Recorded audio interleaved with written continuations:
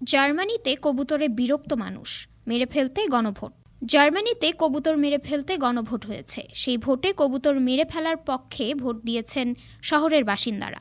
অন্যদিকে এ ধরনের সিদ্ধান্তের সমালোচনা করছেন প্রাণী অধিকার কর্মীরা। এ নিয়ে স্থানীয়দের সঙ্গে প্রাণী অধিকার কর্মীদের মধ্যে দ্বন্দ্ব সৃষ্টি হয়েছে। জার্মান সংবাদ মাধ্যম ডয়চে ভ্যালে জানিয়েছে, চলতি মাসের শুরুতে লিমবুর্গ অ্যান্ড ডার লাহন শহরে গণভোটটি অনুষ্ঠিত হয়েছে। এমন অদ্ভুত বিষয়ে গণভোট হওয়ার পেছনে কারণ হচ্ছে কবুতরের বিষ্ঠা। কবুতরের মলমূত্রে অতিষ্ঠ হয়ে শহরের বাসিন্দারা নানা সমস্যার মুখোমুখি হচ্ছেন।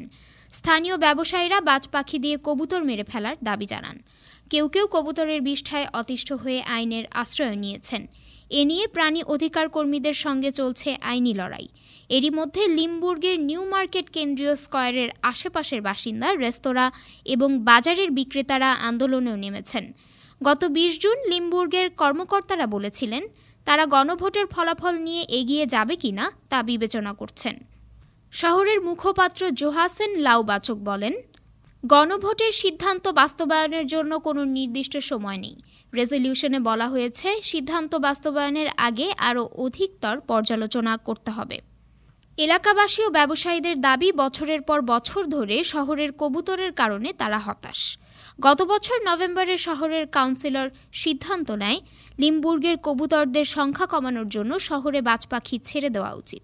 জার্মান ভিত্তিক গণমাধ্যম ডয়চে ভ্যালের সামাজিক মাধ্যম এক্সের একটি পোস্টে বলা হয়, গত সপ্তাহে পশ্চিম জার্মান রাজ্য হেসের লিমবুর্গ অ্যান্ড ডার লাহন শহরের বাসিন্দারা ৭০০ কবুতরকে মেরে ফেলার জন্য গণভোট দিয়েছেন। মেয়র মারিয়াস হ্যান বলেছেন, লিমবুর্গের বাসিন্দারা তাদের অধিকার প্রয়োগ করেছে। তারা সিদ্ধান্ত নিয়েছে, আগামী ২ বছরের মধ্যে একটি বাজ পাখির মাধ্যমে কবুতরের সংখ্যা নিয়ন্ত্রণ করা উচিত। এদিকে এ ধরনের কার্যক্রমে পশু অধিকার কর্মীরা আতঙ্কিত।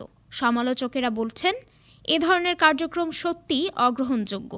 এদিকে ফ্রাঙ্কফুর্ট সহ জার্মানির অন্যান্য শহরগুলোতে কবুতরের বংশবৃদ্ধি নিয়ন্ত্রণে রাখার জন্য জন্ম নিয়ন্ত্রণের একটি পদ্ধতি ব্যবহার করা হয়। অন্যদিকে হেগেন শহরে পাখিগুলোকে সাময়িকভাবে বন্ধা করে তোলার জন্য একটি ওষুধের পরীক্ষা চলছে।